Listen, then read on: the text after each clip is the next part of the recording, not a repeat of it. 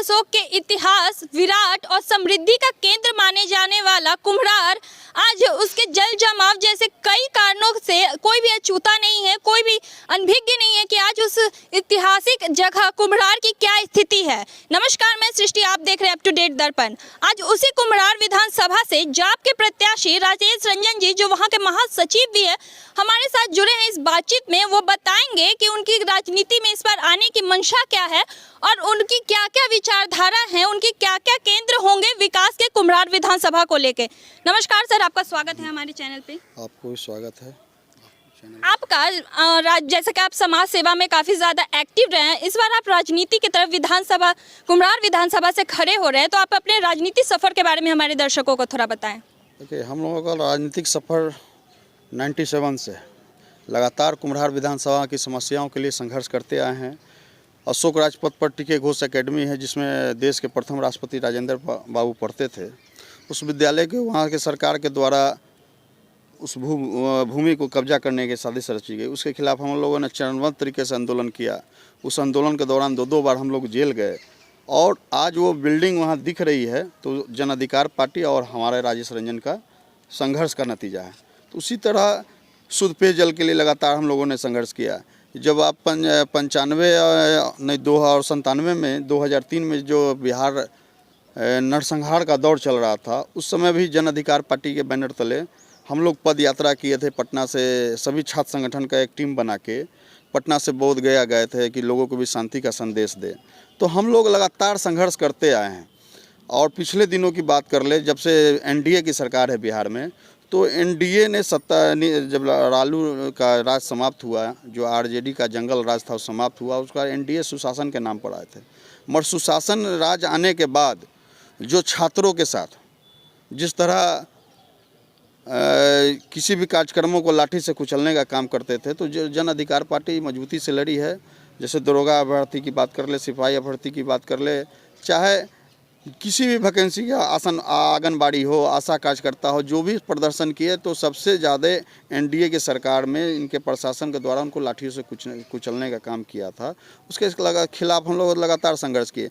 जैसे पिछले बार बाढ़ आया था, तो लगभग बिहार के उप मुख्यमंत्री सुशील कुमार मोदी जी भी बाढ़ से घिरे हुए थे, मगर 2 दिन तक वो घर में बंद थे। जब जन अधिकार पार्टी के नेता लोगों को राहत पहुंचा रहे थे, तब वो भागते हैं कि कहीं मेरे घर पर भी ना कोई राहत लेके आ जाए। तो आप सरकार हैं, आपके घर से 100 किलोमीटर मतलब 100 मीटर पर पूरा प्रशासन अमला है। 2 दिन तक नीतीश कुमार को कोई सुध नहीं है कि पूरा पटना डूबा हुआ है।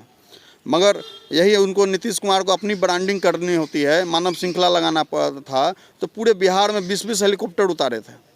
उस मानव श्रृंखला से बिहार के आम जनता को क्या भला हुआ था? उनको एक मैसेज देना था, पूरे एक देश में अपने आप को ब्रांडिंग करना था, तो एक मानव श्रृंखला लगाएं। करोड़ों रुपया बिहार सरकार का पैसा खर्च हुआ। मगर जब बाढ़ आई, न उनका प्रशासन कहीं दिख रहा था, न उनके पार्टी के वर्कर दिख रहे थे। यहाँ 30 वर्षों से एक पार्टी के लगभग पटना महानगर के सभी विधानसभाओं पर उनका कब्जा है। आरएसएस कहते हैं कि हमारा बूथ लेवल पर संगठन है। तो जब बाढ़ आई थी, तो आपका बूथ कमेटी कहाँ था? जो बूथ कमेटी के दम पर आप चुनाव लड़ने जा रहे हैं, आप कहते हैं कि हम सबसे मजबूत बूथ कमेटी है। तो जब बाढ़ आई थी, तो ये आरएसएस के लोग कहाँ थे? किसी एक घर में भी तो पानी पहुँचा देते, किसी एक घर को भी तो खाना पहुँचा देते, तो कहीं नहीं दिखे। चलिए, बाढ़ आया तो आप मोदी जी भाग गए, विधायक लोकल भाग गए, एमपी भाग गए। बाढ़ जब पानी निकल गई, एक सप्ताह 18 दिन बाढ़ में थे। 18 दिन कंटिन्यू हमारे पार्टी के नेता कंटिन्यू हर घर जाने का काम किया। मगर 18 दिन के बाद जब पानी निकलती है, जो गंदगी ये शहर का होता है, उसको भी सफाई करने में कहीं प्रशासन नहीं दिखती है, नगर निगम कहीं नहीं दिखता है। तो उसको भी जन अधिकार पार्टी के वर्कर अपने से खुद से उस सफाई करते हैं। उसके बाद मेडिकल शिविर भी लगाती है। तो बिहार का कोई भी इशू हो, खासकर कुम्हरार और पटना का कोई इशू हो, जहाँ कहीं हत्या होते हैं, ना सरकार पहुंचती है, ना सरकार का अमला अधिकारी पहुंचते हैं कि क्यों हुआ, क्या हुआ, कोई जानना नहीं चाहते हैं। बहनों की छेड़छाड़ की तमाम आम बात हो गई है। लगभग पटना में दर्जनों ऐसा केस है जहां प्रशासन आज तक उस पर एक्शन तक नहीं ले पाई। जैसा कि आपकी सरकार ने हमेशा एक बात कही है, ना गठबंधन की तरफ लोग जाएंगे ना महागठबंधन की तरफ, तो अब तो खुद जाप ने अपना एक गठबंधन बनाया है, पीडीए गठबंधन। इस पे आप क्या कहना चाहेंगे? क्योंकि पप्पू जी ने जो तो हमेशा तंज कसा है कि गठबंधन वाले घोटाला करते हैं, जुमलेबाजी करते हैं, पर अब उन्होंने खुद की अपनी एक गठबंधन की सरकार बना ली है। इनफैक्ट वो अब उपेंद्र कुशवाहा जी से भी बात कर रहे हैं। इस पे आप क्या कहेंगे? हमारे पार्टी के सुप्रीमो पप्पू यादव जी ने कहा था कि जो अभी का गठबंधन है, एनडीए की सरकार है, महागठबंधन कहीं विपक्ष में दिख नहीं रही है। जो महागठबंधन है वो गठबंधन का कोई स्वरूप नहीं थी। वो गठबंधन पिछले लोकसभा चुनाव में हुआ था, अभी किसी का गठबंधन नहीं हुआ, क्योंकि अभी देश की राजनीति गठबंधन की दौड़ है। केंद्र में भी गठबंधन की सरकार है, लगभग बिहार में भी गठबंधन की सरकार चली, अब झारखंड की बात कर ले गठबंधन की सरकार, तो गठबंधन का दौर पूरे देश में चल रही है। तो हमारे नेता ने शुरू से कहा है कि बिहार के विकास एवं समृद्धि के लिए, बिहार के मान एवं सम्मान के लिए हम किसी से भी गठबंधन को लिए तैयार हैं, मगर शर्त है कि बिहार के विकास की बात हो। हम तो आरजेडी वाले से लोगों से भी बात किया था, हमने हमारे एक पार्टी ने एक टीम बनाई थी, वो तो जाके लालू यादव जी से भी बात किए, वो ममता बनर्जी से भी बात किए, वो आपको मायावती से भी बात किए, मगर एक जो स्वरूप जो तैयार हुआ, जो बिहार के विकास की बात हुआ, हम तो वाम दलों वाले से भी बात किया और अभी भी बात कर रहे हैं। अभी भी 2 से 3 दिन 4 दिन टाइम है, हम इंतज़ार कर रहे हैं कि एक मजबूत गठबंधन बने कि जो बिहार की विकास की बात करे, जो तबका वंचित है उसकी बात करे। लगभग हमारा जो समाज है, जिस का हम लोग बात करते आ रहे थे, जो सामाजिक स्वरूपता है बिहार की, उसको हम लोग भूल नहीं सकते हैं। जो जातीय व्यवस्था हमारे पूर्वज ने कायम किया है, जो ये बिहार के राजनीति में और यूपी के राजनीति में खासकर, उसको हम लोग बदल नहीं सकते हैं। उसको बदलने में समय लगेगा। हम सत्ता में आएंगे, बदलने की कोशिश करेंगे और बदलेंगे भी। मगर अभी जो स्थिति है कि जिस तरह आप बात कर लें कि हम लोगों का नारा होता था कि 10% आबादी वाले 1900 जब से देश आज़ाद हुए वो राज कर रहे हैं, मतलब वो कहने का अर्थ था कि जो अमीर हैं वो राज करते आ रहे हैं, पैसे वाले ही विधायक एमपी बन जाते थे, राजघराने से ही लोग राजनीति में आ जाते थे, मंत्री मुख्यमंत्री बन जाते थे। मगर अब जो व्यवस्था चेंजिंग आई, उस चेंजिंग के तहत आप देखे होंगे कि लालू जी का सत्ता आए, मगर लालू जी सत्ता में आए मगर वो काम क्या किए? 15 साल वो सरकार में रहे, सामाजिक न्याय की बात करते रहे, मगर वो अपने परिवारवाद में चले गए। उसी तरह नीतीश कुमार भी आए सामाजिक न्याय की लड़ाई में। तो 30 वर्ष बिहार में सामाजिक लड़ाई की जो बात होती थी, जो आरक्षण की बात हुई, उसके तहत सरकार आपने भी कहा जैसे लालू जी परिवारवाद में चले गए। तो वहीं पप्पू जी ने कुछ दिन पहले ही अपने प्रेस कॉन्फ्रेंस में कहा था कि लालू जी की सरकार वापस आनी चाहिए, एनडीए की नहीं। लालू जी की सरकार आने की बात कर रही थी। वो ये कभी नहीं घोषणा किए थे। उनका शर्त है आरजेडी से गठबंधन का यह था कि आपको मुख्यमंत्री का चेहरा आपका घर परिवार से कोई ना हो। हमारा सबसे पहला शर्त था कि लालू जी ने जो सामाजिक न्याय की बात की थी और सामाजिक एकता, जो समाज में पिछड़े वर्ग के तबके थे, जो पसमान जाति से आते थे, जो चनवंशी जाति से आते थे, जो सामाजिक न्याय की बात की थी, तो आवाज़ तो दे दिए मगर सत्ता में भागीदारी उनको नहीं मिली। तो हम लोग जन अधिकार पार्टी शुरू से घोषणा करते आई है कि दलित या अति पिछड़ा से किसी को मुख्यमंत्री बनाया जाए, उसके समाज के भी प्रतिनिधि मिले, क्योंकि हम लोगों ने 30% में जो गरीब तबका था, 15 साल लालू जी ने राज कर लिया, 15 साल नीतीश जी ने राज कर लिया, मगर हमारे जो पिछड़ों की वंचित समाज की बात करके आंदोलन जो सामाजिक न्याय की थी, उसमें 90% में 60% जो जातियाँ थी वो अभी भी घर पिछलग्गू बने हुई है। तो उनको भी मौका मिला जाए, उनके भी समाज के लोग, जैसे दलित मुख्यमंत्री बिहार में 3 बने, एक रामजीवन जी का राम का कार्यकाल छोड़ दें तो 2 को तो ये समांतियों के द्वारा उनको बेइज्जत करके उतारा गया। आपने दलित अति पिछड़ा की बात की है, तो क्या अगर जाप पार्टी की सरकार बनती है, पीडीए की सरकार बनती है, तो कोई दलित या फिर पिछड़ा वर्ग ही सीएम पद का होगा चेहरा? जाप की बनती तो जरूर होता है, मगर अब महागठबंधन की ओर जा रहे हैं। महागठबंधन अब जिनको नेता चुनेगा, क्योंकि जब गठबंधन होती है तो सभी दलों की भावनाओं को लेकर चलना पड़ता है। अगर जन अधिकार पार्टी की सरकार बनती तो ये कन्फर्म नहीं 200% निश्चित था, श्योर थे कि हम अति पिछड़ा या दलित को ही मुख्यमंत्री बनाते हैं। कहीं से पप्पू यादव जी मुख्यमंत्री बनने नहीं जा रहे थे, मगर अब महागठबंधन पीडीए बनी है, जो प्रगतिशील गठबंधन बनी है, तो इसमें अब रावण जी भी आ गए हैं, वार्ता चल रही है, उपेंद्र कुशवाहा जी से भी चल रही है, मुकेश सहनी जी से भी चल रही है। तो बिहार में एक मजबूत गठबंधन बन रहा है, क्योंकि महागठबंधन के नाम पर जो बिहार की जनता को ठगने का काम कर रही थी तेजस्वी जी, वो पब्लिक को पता चल रहा है, क्योंकि उनके पास वोट बैंक नहीं है। जिस तरह वो 15 साल का जंगल राज उन चलाए थे, उससे अभी भी पब्लिक आतंकी है। और ये सुशासन के नाम पर पर एनडीए का तो कहना है कि अभी भी उनके टक्कर में कोई नहीं है बिहार में जो उनकी गठबंधन को टक्कर दे सके। देखिए, एक गठबंधन एनडीए ने क्या बोलेगा? अगर उसमें गठबंधन के टक्कर में नहीं हो तो वो कैंडिडेट क्यों नहीं घोषित कर रहे हैं? वो चुनाव में अभी तक इनको सीट का गठबंधन क्यों नहीं हो पाया? लड़ाई सब जगह है। लोग नीतीश कुमार सोच रहे हैं चाबी मेरे हाथ में रहे, बीजेपी सोच रहे हैं चाबी मेरे हाथ में रहे। उधर बेचारे दलित को एक शोषण किया जा रहा है उस गठबंधन में भी। हमने रामविलास जी से भी बात हुई है, चिराग पासवान जी से भी बात हो रही है, उनको भी उस गठबंधन से आने की बात हो रही है। तो अभी गठबंधन का स्वरूप बिहार में दिख नहीं रहा है। 1-2 दिन आने वाले दिनों में दिखेगा, उसके बाद हम गठबंधन करेंगे। क्योंकि बिहार में विकास की बात कर लीजिए, कहीं नहीं दिखेगा। ये आप 7 निश्चय की बात करते हैं नीतीश कुमार जी, इनका 7 निश्चय पटना में पुल खुलेगा। आप पटना के कुम्हरार विधानसभा के क्षेत्र में है, चलिए हम 4 घर में हम सर्वे करके आप देख लीजिए, वहाँ 7 निश्चय का एक भी योजना उनके यहाँ नहीं पहुँचा होगा। जितने भी अगल बगल जो बड़े बड़े बिल्डिंग हैं, लोग पानी का अपना बोरिंग करवाए हुए हैं। शुद्ध पेयजल सरकार उपलब्ध नहीं करा पा रही है। इस लॉकडाउन में सरकार तरफ से कोई एक राहत नहीं दिया गया पटनावासी को। जब पिछले बार बाढ़ आया था, जो वंचित तबका था, जो चाहे बड़े तबके थे, उनका पूरा घर का फर्नीचर बड़ा समाप्त हो गया, उनका दुकान का पूरा पूंजी समाप्त हो गया। लगभग कमर भर पानी उनके दुकानों में रहा था, लगभग 15 दिन में उनके फर्नीचर समाप्त हो गए। बता दें ये बाढ़ में क्या किए वो जनता के लिए? अपराध पर काबू नहीं है, बेरोजगारों को रोजगार नहीं दे पा रहे हैं। जितना वैकेंसी है वो सब कॉन्ट्रैक्ट बेसिस पर, यहाँ सफाई कर्मी कॉन्ट्रैक्ट बेसिस पर है, डॉक्टर कॉन्ट्रैक्ट बेसिस पर है, नर्स कॉन्ट्रैक्ट बेसिस पर है। आप इसके बाद बात कर ले, विद्युत कर्मचारी की बात कीजिएगा, वो भी कॉन्ट्रैक्ट बेसिस पर है, टीचर कॉन्ट्रैक्ट बेसिस पर है। आप सरकार को करना क्या चाह रही है? जब आप प्राइवेटाइजेशन की ओर जा रहे हैं, सब चीज़ आप प्राइवेट के हाथ में दे रहे हैं, तो यहाँ रोजगार आप कहाँ से देंगे? वो स्वर्ण वोटर को लुभाने के लिए आरक्षण तो नौकरी में दे दिए, मगर नौकरी है कहाँ? हम स्वर्ण भाइयों से पूछते हैं कि आपको एक लॉलीपॉप धरा दिया गया, मगर सरकार तो अपनी सभी योजना, सभी मंत्रालय को बेच रही है। जब नौकरी ही नहीं है तो आपको 10% नौकरी में आरक्षण कहाँ से मिलेगा? तो सर, जनता को दिग्भ्रमित करने का ये सरकार, एनडीए जब से आई है, बिहार हो या केंद्र, दोनों सरकार के धंधा। जैसे अभी चुनाव का मौसम आया, किसान बिल लिया या कर रहे हैं किसानों के हित में, मगर उसमें जाइएगा तो पूंजीपतियों का हित है।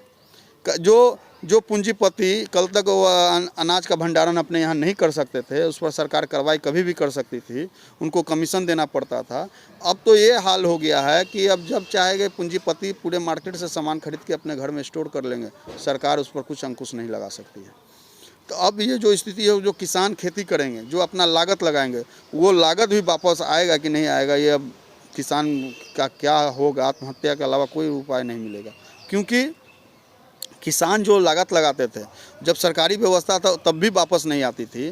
तो अब तो हो गया कि अब प्राइवेट कंपनी आएंगी, वो खरीदेगी टोटल सामान। तो प्राइवेट कंपनी उसका क्या वैल्यू लगाती है? और जो भंडारण का व्यवस्था है बिहार में समाप्त है। और ये जो किसान बिल आया है, इससे सरकारी जितने भंडारण है उसको किसी प्राइवेट कंपनी को दे दिया जाएगा। तो अब जैसे आलू का सीजन में आलू खेती किया, अगर खेत से ही बेच देगा तो किसान को पूंजी भी नहीं मिलेगा, और पूंजी नहीं मिलेगा वो स्टोर कर नहीं सकता। इस चर्चे में जो कृषि बिल हुआ, आपने एक इसके लिए शांतिपूर्ण बंदी भी करवाई थी, जिसमें लेकर पप्पू जी पे हमला भी हुआ था। उस बात पे बता दें कि उसमें पप्पू जी पर नहीं, उनके वर्करों पर हमला हुआ था, जो भगवाकरण के कहते हैं कि हम देश का तरक्की। जी, इसी बात का खंडन करते हुए बीजेपी की तरफ से आया है कि वो लोग बस एक पब्लिक स्टंट है, वो रियल में वैसा कुछ घटा नहीं है, एनडीए की तरफ से ऐसा कुछ एक्शन नहीं लिया गया है। ये तमाम मीडिया वाले ने इसको लाइव दिखाया था कि किस तरह बीजेपी कार्यालय से लाठी डंडे से लैस, भाला से लैस होके एक व्यक्ति पर अटैक कर रहा है। और सभी उस बीजेपी के लीडर हैं, एक उसमें रत्नेश कुशवाहा जी हैं, एक दरभंगा का बउआ झा हैं, जो बीजेपी के ऑन पर्सन नेता हैं। लगभग पटना में और लोकल की बात कर ले तो वो लोग वहाँ बैठे हुए थे, उनका क्लियर पिक्चर है। उसको उनके फेसबुक पर जाइए, उनके आईडी पर जाइए, चेहरा क्लियर दिख रहा है, कहीं से दुविधा नहीं है। हम तो मीडिया बंधु को इसमें धन्यवाद देंगे कि जो रियल घटना था उसको दिखाया आपने, कि किस तरह बीजेपी कार्यालय से डंडा लेकर लोग निकल रहा है और गाड़ी रोड पर लगी हुई है, उस पर चढ़ के उस पर अटैक कर रहा है। मात्र एक व्यक्ति था, एक व्यक्ति उसने आदमी से लड़ने जाता है। अगर हम भी उस दिन प्रदर्शन में थे, हमारे साथ भी 100 पर वर्कर थे। बीजेपी ने तो इस बात का खंडन किया है ना, उन्होंने कहा कि ये सिर्फ जाप की तरफ से एक पब्लिक स्टंट है, ऐसा कुछ घटना नहीं घटा है। ये तो वीडियो है ना, वीडियो देखने की चीज़ है ना मैडम, आप वीडियो देख लीजिए ना। कहिए वीडियो आपके चैनल के पास नहीं है तो हम भिजवा देते हैं। जी हमारे पास है, हमने देखा भी है, पर बीजेपी का ये कहना है। तो अब तो बीजेपी तो ये काम करते आई है, एनआरसी में उसी तरह की थी। बीजेपी तो जुमलों की सरकार है ना। बेरोजगारों को कहा था कि हर साल 2 करोड़ रोजगार देंगे, नहीं दी, कह दिया जुमला है। लोगों पहली बार सरकार में आई थे सभी को 15 लाख रुपया दे रहे थे। पिछले बार नरेंद्र मोदी आए थे तो बिहार का बोली लगा के गए थे कि आरा के खुली सभा मंच में बोले कि बिहार के कितने करोड़ का पैकेज चाहिए। वो बोली लगाए थे 10 करोड़, 20 करोड़, 30 करोड़, इस तरह बोली लगाते हैं, मगर देते हैं कहाँ। भाई बिहार की किसमें सरकार है और केंद्र में उनकी सरकार है। जो सुशील कुमार मोदी, जो उनका रविशंकर जी जिस विद्यालय से पढ़े थे, उस विद्यालय के केंद्रीय विश्वविद्यालय के लिए लगातार आंदोलन करते थे, हम लोग के साथ लाठी खाते थे, मगर केंद्र में उनकी सरकार आ गई। यही रामकृपाल यादव जी जब विपक्ष में थे तो लगातार संघर्ष किए, सदन में भी सवाल उठाते थे, मगर जब उनकी पार्टी की सरकार आ गई तो पटना विश्वविद्यालय को केंद्रीय विश्वविद्यालय क्यों नहीं घोषित कर रहे हैं। चलिए अगर बात करें हम कुम्हरार विधानसभा क्षेत्र की, तो आपको वहाँ क्या लगता है, वहाँ किस किस विकास की अभी ज़रूरत है? देखिए, कुम्हरार विधानसभा की बात करेंगे तो एक ऐतिहासिक भूमि है, इतिहास में भी इसकी चर्चा है। सम्राट अशोक इस राजधानी में राज करते थे, तो उनका जो विकास किया गया था उसको आगे बढ़ाने में सरकार 2 कदम भी नहीं चल पाई है। क्योंकि आप जाइएगा तो पटना विश्वविद्यालय में वही दरभंगा हाउस मिल जाएंगे जो सदियों पुराने हैं। पटना विश्वविद्यालय की बात कर ले, पीएमसीएच की बात कर लीजिए, वही अंग्रेजों के समय का बना हुआ मिल जाएगा, कोई नया बिल्डिंग नहीं तैयार है। तो विकास की बात कर ले तो यहाँ जल निकासी के बहुत बड़ी समस्या है। जल निकासी के लिए सरकार ने सुशील कुमार मोदी आंदोलन करते आए, हम लोगों ने संयुक्त रूप से उनके साथ कार्यक्रम करते थे, धरना पर बैठते थे, भू अनशन भी किए थे, मगर वो तो सत्ता उनको मिल गई उस आंदोलन से। मगर पटना कुम्हरार के विकास अभी केंद्र में बीजेपी की मतलब सरकार है, यहाँ के करंट विधायक भी बीजेपी से ही हैं, अरुण कुमार सिन्हा जी। तो क्या आपको लगता है कि आप जाप से होने के बावजूद उस बीजेपी में अपना जगह बना पाएंगे, बीजेपी को आप हटा पाएंगे वहाँ से? बता दें, पहले कुछ जो समस्या थी, जैसे जल निकासी की समस्या, बिहार में मात्र एक स्टेडियम है। जब बिहार झारखंड साथ था तब एक स्टेडियम था, मोहिनी लको स्टेडियम, उसको आज बैरक के रूप में है। खेल प्रेमी उसमें अंदर एंट्री नहीं कर सकते हैं। सीआरपीएफ और बिहार पुलिस का उसका कब्जा हो गया। ये बिहार से अलग होकर झारखंड ने नया स्टेडियम बना लिया, वहाँ साल में 2 मैच होते हैं। बिहार की स्थानीय प्रतिनिधि कहाँ है, यहाँ के एमपी कहाँ है, यहाँ के विधायक कहाँ हैं। उसी तरह रामपुर एक नहर है, उसको अगर पाट दिया जाता तो गंदगी समाप्त होता, एक रोजगार का साधन मिलता। बिहार कुम्हरार में बात कर ले तो 17 यहाँ वार्ड पड़ते हैं कुम्हरार विधानसभा में। नगर निगम के 17 वार्ड हैं। प्राथमिक स्वास्थ्य केंद्र मात्र एक राजेंद्र नगर में है कि 16 वार्ड में प्राथमिक स्वास्थ्य केंद्र नहीं है। सरकारी स्कूलों की बिल्डिंग जाकर देखिएगा तो उसमें 2 घंटा बच्चे पढ़ नहीं सकते हैं, डर रहता है कि कब बिल्डिंग गिर जाएगी। तो समस्या इस तरह है कि सरकार कभी जो जनप्रतिनिधि चुनाव जीत के आ रहे हैं 15 साल से सदन में आवाज़ तक नहीं बुलंद करते हैं, अपने सरकार से ही आवाज़ नहीं बुलंद करते हैं, तो जनता से क्या वो मदद करेंगे। जो आप देखे होंगे 2-3 साल पहले जो छठ के समय घटना घट गई थी घाट किनारे, लगभग दर्जनों मौत हो गई थी, सरकार ने उस पर क्या जब आप जनता के बीच जाते हैं, वहाँ उनकी समस्याओं को सुनते हैं, उनकी मदद करने की कोशिश करते हैं, तो आपको उनके कौन कौन सी समस्याएं देखने को मिलती है? क्योंकि वर्तमान में अभी सर्वे के अकॉर्डिंग निकला है कि वहाँ की जनता सिर्फ एक चीज़ से नाखुश है, वो है कि वहाँ के विधायक जो भी बन के जाते हैं, विधायक बनने के बाद उन्हें देखने तक नहीं आते हैं। हम लोग कंटिन्यू जनता के बीच रहने वाले लोग हैं, कुम्हरार का बेटा हैं और सेवक हैं। जन अधिकार पार्टी का पहचान ही है सेवक। ऐसा शायद ही कोई लोग हो जो हम लोग के पार्टी कार्यालय आते हों, चाहे हम लोग के घर पर आते हों, वो खाली हाथ वापस जाते हों। बिहार का जैसे छोटी छोटी समस्या आए दिन आती है, किन्हीं का कोई बीमार है, उनका कोई मदद नहीं करना है, तो उसमें हम लोग उसको आर्थिक भी मदद करते हैं, और जहाँ एडमिट होते हैं वो प्राइवेट हो या सरकारी, उनको मदद करते हैं। आप देखे होंगे जन अधिकार पार्टी का सेवा आश्रम दिल्ली में चलता था, वो पप्पू सुभाष चंद्र सेवा आश्रम, उसमें लगभग लाखों मरीज वहाँ से इलाज करा के जा चुके हैं। तो अभी जो समस्या होता है ना, अब जनता लोग विधायक एमपी से कोई बड़ा काम उम्मीद नहीं करता है। उनको उम्मीद होता है कि जब हम उनके पास जाएं तो मेरी बात को सुने, और उनकी छोटी छोटी समस्या होता है, थाना की पैरवी, ब्लॉक की पैरवी, कोई हॉस्पिटल में भर्ती है, प्राइवेट में है, नंबर नहीं लगाता है। कितना विडम्बना है, जो हॉस्पिटल जो प्राइवेट डॉक्टर कुम्हरार विधानसभा में रहते हैं, लोकल निवासी जब जाते हैं तो उनको 1-1 महीने का नंबर मिल जाता है। और यहाँ के प्रतिनिधि उनसे, उनको जो जनता जाती है कि हमारा पैरवी कर दीजिए, पैरवी करने के लिए एक फ़ोन तक नहीं करना चाहते हैं। तो हम लोग लगातार जनता से जुड़े हुए रहते हैं। ऐसी समस्या आता है हम लोग तुरंत उसका सॉर्ट आउट करते हैं। अगर फ़ोन से नहीं होता है तो हम अपने आदमी को भी भेजते हैं, और हर जगह हम लोग लगाए हुए हैं कि जो समस्या हो, लगे हमारे पार्टी कार्यालय कोई नहीं पहुंच पाते हैं तो हम लोग क्षेत्र में घूमते रहते हैं। जहां की कोई समस्या आती है उसको हम सॉर्ट आउट करते हैं। और ये आपके चैनल के माध्यम से हम लोगों को विश्वास दिलाना चाहते हैं कि अगर जनप्रतिनिधि बनने का हमें मौका मिला, हम लोग चुनाव लड़े और जीत के आते हैं, तो जिस तरह अभी हम लोगों के बीच रहते हैं उसी तरह कल भी रहेंगे, और लोगों के लिए ही हम चुनाव लड़ रहे हैं। हमें एक जनता का सेवा करना है और सेवक के रूप के लिए चुनाव लड़ रहे हैं। पप्पू यादव का एक टीआरपी बना हुआ है कि वो सेवक है, उनके द्वार पर जो चले जाते हैं उनका वो मदद करते ही हैं, और पान नहीं तो पान की डंडी लेके जरूर हम लोग खड़े रहते हैं उनके लिए। आप देखे होंगे चंपी बुखार आया होगा बिहार में, मुजफ्फरपुर कोई प्रतिनिधि नहीं गए थे, मगर जन अधिकार पार्टी अपना मेडिकल शिविर लगाया, अपने स्तर से बढ़कर को ले जाके पटना से लगभग पटने के 80% बढ़कर चंपी बुखार में मुजफ्फरपुर में काम किया था। बाढ़ आया था, बाढ़ के बाद पटना में जो गंदगी स्थिति थी, हम लोगों को कचरा अपने से हाथों से उठाया था। जो बदबूदार कचरा था, मास्क पहनने के बाद भी लगता था कि कहाँ हम लोग आ गए, कैसे लोग रह रहे थे। पानी निकलने के बाद ब्लीचिंग पाउडर का छिड़काव सरकार नहीं कर पाई थी। उस समय अगर जनप्रतिनिधि पानी में नहीं गए थे, पानी में उनको डर लग रहा था कि बीमारी हो जाएगा, हम लोग तो कमर कमर और पानी में हमारे नेता और हम लोग घूम जाते थे, लोगों को मदद पहुँचाते थे। कितने लोगों का परीक्षा था, कितने के बच्चे को दूध पिलाने के लिए दूध नहीं होता था, दूध भी देने का काम नहीं किया। तो हम लोग जनता से जुड़ने के लिए काम कर रहे हैं। हम उनके सेवक के रूप में अपने एक पहचान बनी है, और पहचान को हम लोग कभी समाप्त नहीं होने देंगे। कुछ संदेश जो आप हमारी कुम्हरार विधानसभा की जनता को कहना चाहते हो? हम आपकी चैनल के माध्यम से कुम्हरार के सभी भाइयों बहनों से एक ही आग्रह है कि कुम्हरार के विकास, कुम्हरार का मान सम्मान जो दिन तो दिन गिरता जा रहा है। पटना एक पहचान हुआ करती थी, पटलिपुत्रा, वो पहचान हम लोग खोते जा रहे हैं। सभी मामले में हम लोग नीचे हैं। तो पटना का विकास और कुम्हरार के विकास के लिए, और लोग जो गरीब लोग तबके हैं, जो वंचित तबके हैं, उनकी आवाज़ बुलंद करने के लिए जन अधिकार पार्टी को एक और मौका दीजिए। अगर हम काम नहीं करेंगे तो हमको वापस कर लिए। हमारे पार्टी ने भी एफिडेविट करके दिया है, 3 वर्षों में हम फलना काम कर लेंगे।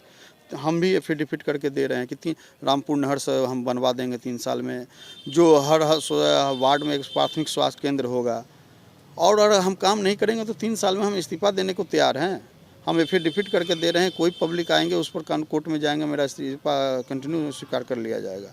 हम एक मौका चाह रहे हैं कि कुम्हरार के विकास में हम एक साक्षी बने, और लोगों के काम सेवा करने का हमें एक मौका चाहिए। जी राजेश जी, बहुत बहुत शुक्रिया आपका हमारे साथ। अभी हमारे साथ जुड़े थे कुम्हरार विधानसभा क्षेत्र से जाप के प्रत्याशी राजेश रंजन जी, जिन्होंने बताया कि उनका कुम्हरार विधानसभा क्षेत्र में विकास का केंद्र क्या होगा, वो कैसे वहां की जनता का विकास करेंगे, उनकी मदद करेंगे उनकी समस्याओं को हल करने में। इसी के साथ मैं सृष्टि, कैमरामैन सौरभ के साथ अप टू डेट दर्पण। धन्यवाद।